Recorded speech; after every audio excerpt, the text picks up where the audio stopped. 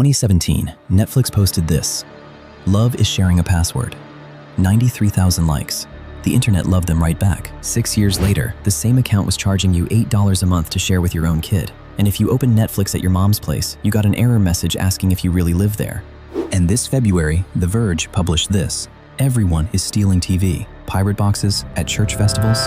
Piracy was supposed to be dead. Streaming killed it, fair and square." Then streaming spent 5 years doing everything in its power to bring its own worst enemy back from the grave. This is the story of the 3 betrayals that resurrected piracy with the receipts. And at the end, one number that proves they knew exactly what they were doing and would do it all again. Here's the map. Chapter 1, The First Death.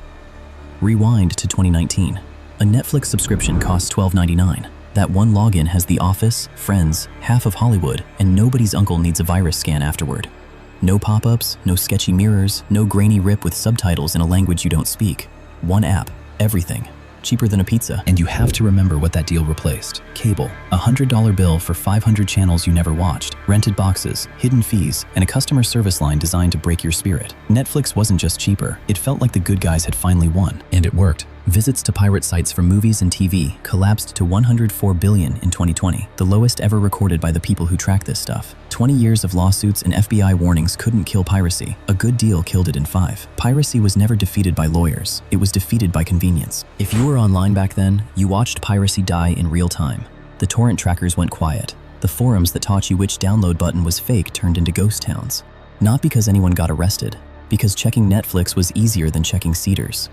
For one brief moment, the internet and Hollywood were actually on the same side, which means the entire industry had exactly one job: don't break the deal.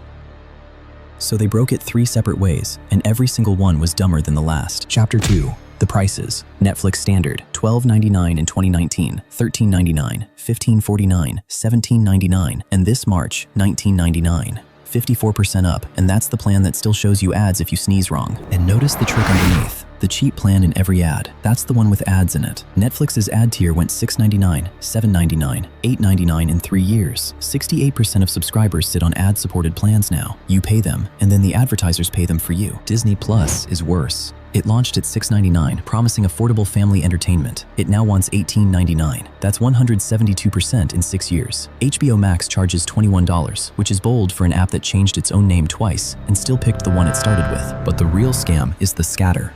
The Office lives on Peacock. Game of Thrones lives on HBO Max. Marvel lives on Disney Plus. To rebuild what one login used to carry, the big 5 without ads run about $95 a month. The average American household already pays $69. They didn't kill cable. They rebuilt it app by app and charged you extra for the assembly. Oh, and that $95 doesn't include sports. Add live games and the honest total runs $150 to $165 a month. The average cable bill, the villain this whole revolution was built to destroy, runs about $120. There's a word going around for this: streamflation. The revolution now costs more than the empire it overthrew. People feel it. In one late 2025 survey, 41% of Americans said streaming just isn't worth the price anymore. And the same share had canceled at least one service within 6 months. Subscribe, binge, cancel, repeat. Streaming taught its own customers to treat it like a rental. Strike 1, your wallet noticed. But the second betrayal is the one that made it personal. Chapter 3, The Passwords. Remember the tweet: "Love is sharing a password." Netflix knew perfectly well that families shared accounts. They turned it into marketing because back then, growth was the only number that mattered. And that tweet wasn't naive. Sharing was strategy. Every borrowed password was a future subscriber getting hooked on the product for free. The love was real. It was just a customer acquisition budget. Then April 2022 happened. Netflix lost 200,000 subscribers, first loss in over a decade. The stock fell 35% in a day, $50 billion of market value, gone before dinner, and Wall Street demanded a villain. 3 months later, it happened again. Another 970,000 subscribers gone in a single quarter. Wall Street had priced Netflix like it would grow forever, and forever had just ended. Somebody had to pay for that. So Netflix picked one: you. The same letter that reported the loss claimed over 100 million households were sharing accounts. The thing they wrote love poems about in 2017 got rebranded as theft in one earnings call. So, in 2023 came the crackdown. Sharing outside your household costs $7.99 a month per person. The college kid home for winter break gets an error screen instead of a show. Her own family's account, treating her like a stolen credit card. The enforcement got petty. Your TV checked against your home internet connection. Verification prompts if you dared to log in from somewhere new. A company built on Watch Anywhere, asking you to prove where you sleep. Now, in fairness, 100 million freeloaders is real money, and every company on Earth would want it back. Hold that thought. At the end of this video, that exact sentence becomes the most damning receipt of all. Chapter 4. The deletions. Because the third betrayal wasn't about squeezing you, it was about the stuff you were paying for. HBO spent around $10 million per episode on Westworld, Emmy nominations, flagship show.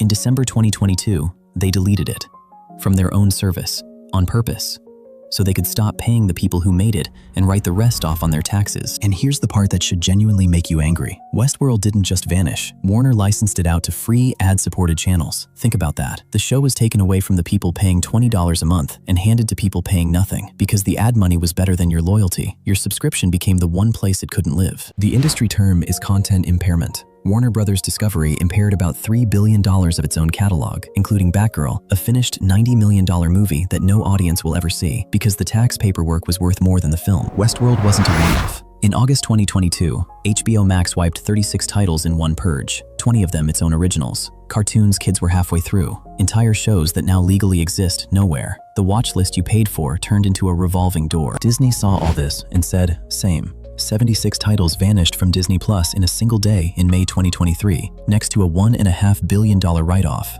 And Netflix, the company that swore originals were forever, is deleting 111 of its own shows through 2026. If you watched our video about digital ownership, you know you never owned any of it. Turns out, neither did they. And the delisted aren't obscure either. Arrested Development, The Last Kingdom. Shows Netflix stamped its own logo on and swore would live there forever. In February 2025, the first 6 originals quietly blinked out, and the rest of the list runs through 2026. Forever, it turns out, had a contract term. And the best part? All that shredding was supposed to fix the books. In the middle of 2024, Warner Brothers Discovery still reported a $10 billion loss in a single quarter. They burned the library to save the house, and the house was still underwater. Prices up, sharing criminalized, libraries shredded. So the customers did the math the companies were praying they wouldn't. Chapter 5. The Rebellion.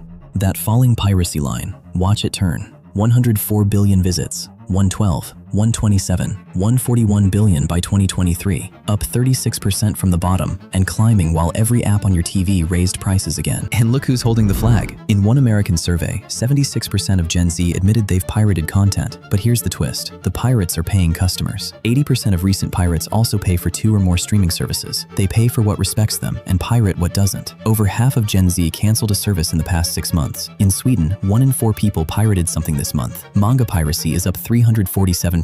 And the way people pirate changed too. This is not the old world of torrents and hard drives. Most piracy now looks exactly like streaming. A site that plays instantly, never asks for a card, and never tells you a show left the platform. The industry spent 15 years teaching everyone that watching means streaming. The pirates just took the final exam. Remember, subscribe, binge, cancel? Gen Z turned it into official policy. In a 2026 survey, 59% of them said they subscribe for exactly one show, watch it, and leave. 37% canceled a service between December and January alone. The subscription, the word this entire industry is named after, is quietly becoming a day pass. And it's not a dark web thing anymore. The Verge found pirate TV boxes selling for $200 at flea markets and church festivals. One Texas reseller summed up the whole war in one sentence. People are sick and tired of giving Dish Network $200 a month for trash service. This is not hackers and hoodies. This is your uncle. And if you zoom all the way out, the scale gets stupid. Across everything, movies, TV, music, publishing, the trackers counted 216 billion visits to pirate sites in 2024.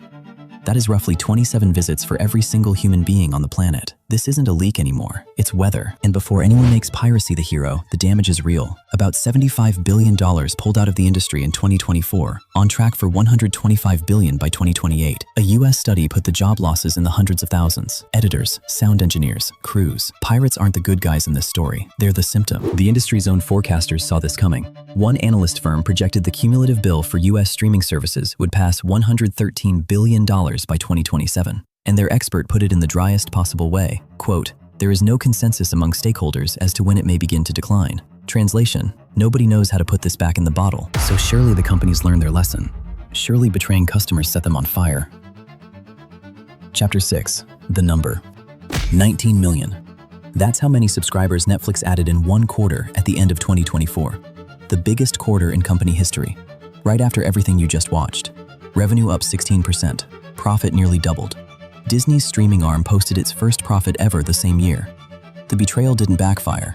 The betrayal printed money. Sit with that contradiction. 41% of customers say streaming isn't worth the price. Record profits anyway. Half of Gen Z is pirating on the side. record profits anyway. In 2026, every major service raised prices again, within weeks of each other, like they had all read the same memo, because they had. The memo was Netflix's earnings report. Even the competition couldn't hide the envy. Bob Iger, Disney's CEO, was asked on live television whether Disney could ever reach Netflix's profit margins. His answer, in his own words, "We would certainly be great if we could." That is the sound of an entire industry watching betrayal get rewarded and taking notes for the sequel. Remember the thought I asked you to hold? Every company would want that money back. Well, they got it back. And that's exactly why none of this gets undone. Credit where it's due. The crackdown was executed brilliantly. That's the problem. When betrayal outperforms loyalty, betrayal becomes the roadmap. It's why prices went up again this March. And my favorite detail, the same quarter Netflix posted those record numbers, they announced they'd stop reporting subscriber counts at all. When you're winning, you show the scoreboard. When the game changes, you hide it. So no, piracy didn't come back because pirates got better. It came back because piracy is now the only service that never raises prices, never deletes your library, and never asks whose household you're in. The streaming war is over. The companies got paid. The customers got pirate flags. The only thing that actually died was the deal we all started with. If you want to know what you actually own when you press the buy button, watch this one next. This has been Open Lens World.